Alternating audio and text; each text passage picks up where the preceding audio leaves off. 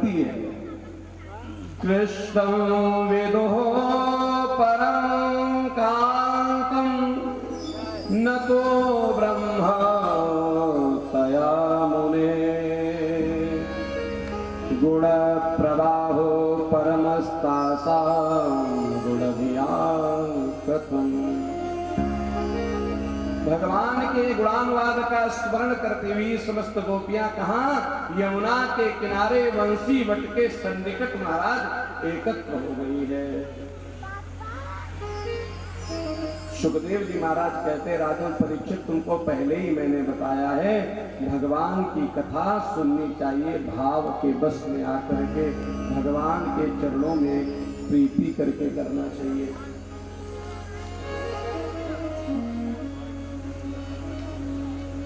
भगवान ने जैसे ही गोपियों को देखा है स्वागत करने लगे।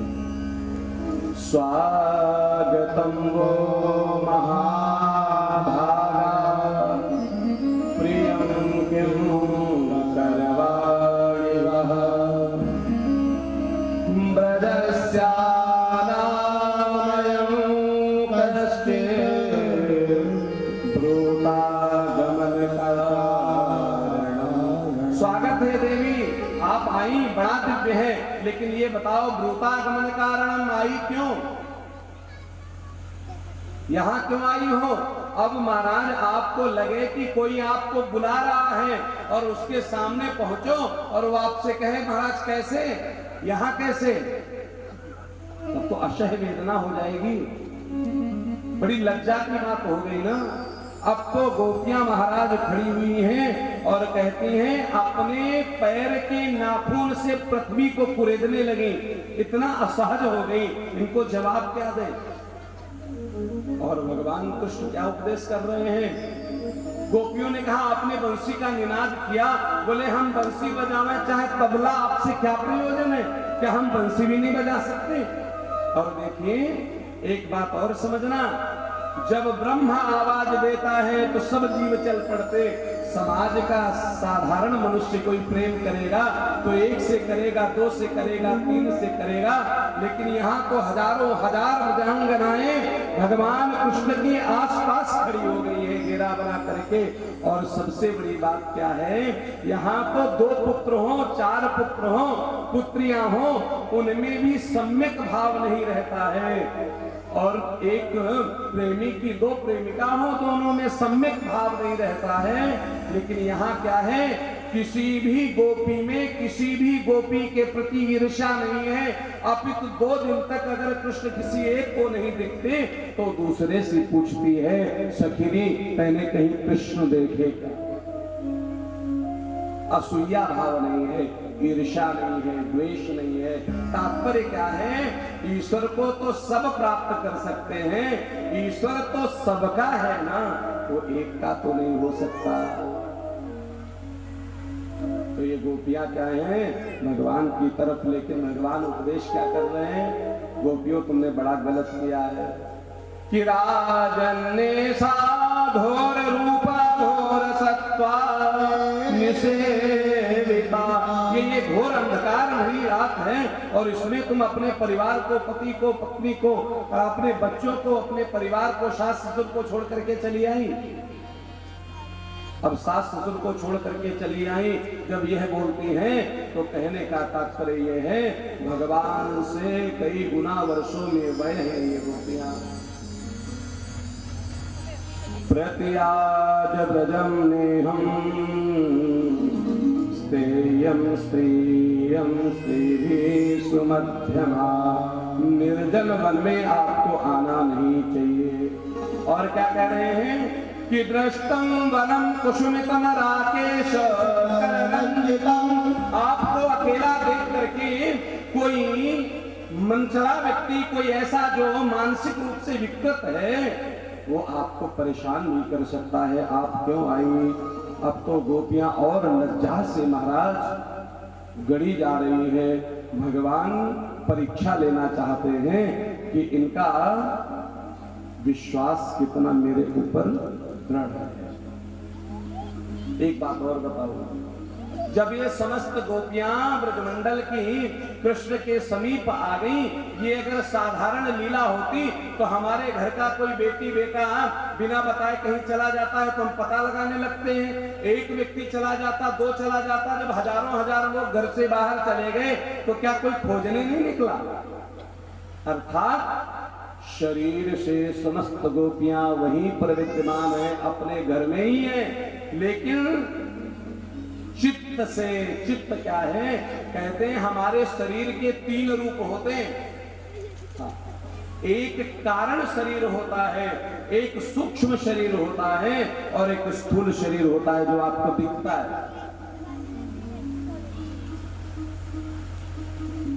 तो चिदानंद रूप में चित्त के साथ सूक्ष्म शरीर के द्वारा स्थूल शरीर सबके घर में है। उनके पति देख रहे हैं कि पत्नी यही है, बेटे देख रहे हैं कि माँ यही है, लेकिन समस्त गोपवाल वहीं पर खड़े हुए हैं।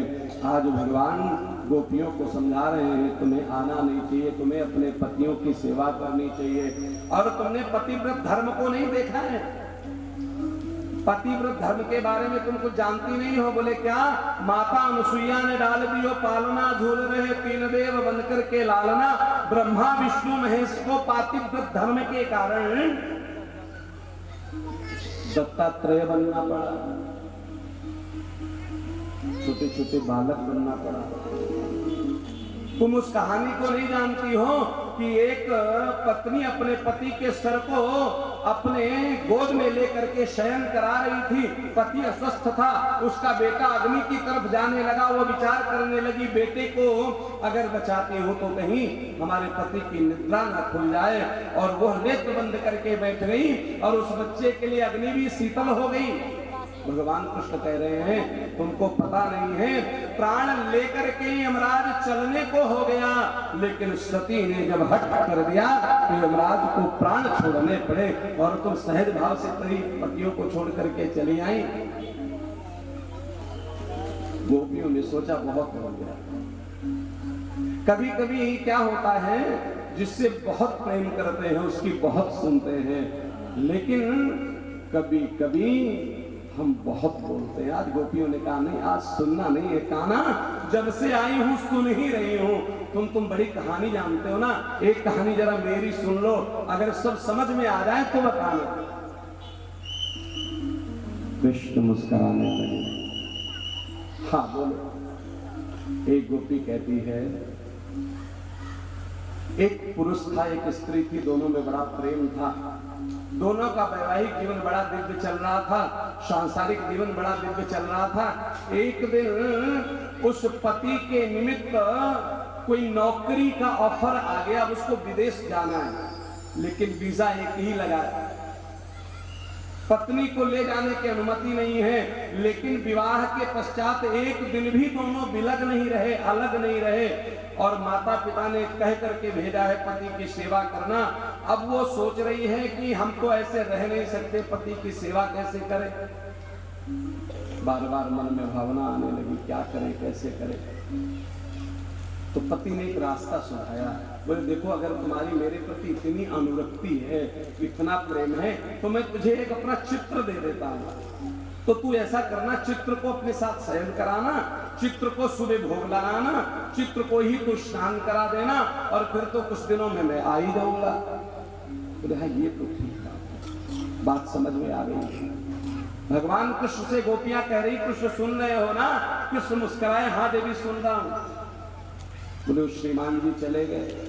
अब सुबह होता है, शयन से उठती है तो श्रीमान जी को उठाती है, उनकी तस्वीर को धुलती है, दिव्यता से साफ करती है, उसके बाद उसको चौकी पे बिठाती है, फिर दिव्य जलपान बनाती है। पहले भगवान गणपति देव के सम्मुख रखती है, फिर खुद ग्रहण करती है, दोपहर में भोजन बनाती है, पति के सम्मुख रखती है, फिर वही प्रसादी पाती है। ऐसे करते करते 1 साल 2 साल 3 साल हो गए। दोपहर का समय है, भोजन बना करके स्त्री पति के तस्वीर के सामने बैठी हुई है और दरवाजे पर कुंडी खटकने लगी। अब बताओ, कृष्ण कुंडी खटकाने वाला उसका पति है।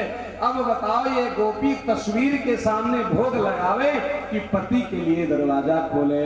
भगवान ने तपाक से कहा, जब साक्षात पति आ गया तो तस्वीर का क्या प्रयोजन। गोपियां बोले, इतनी मोटी बात तेरे को समझ नहीं आती।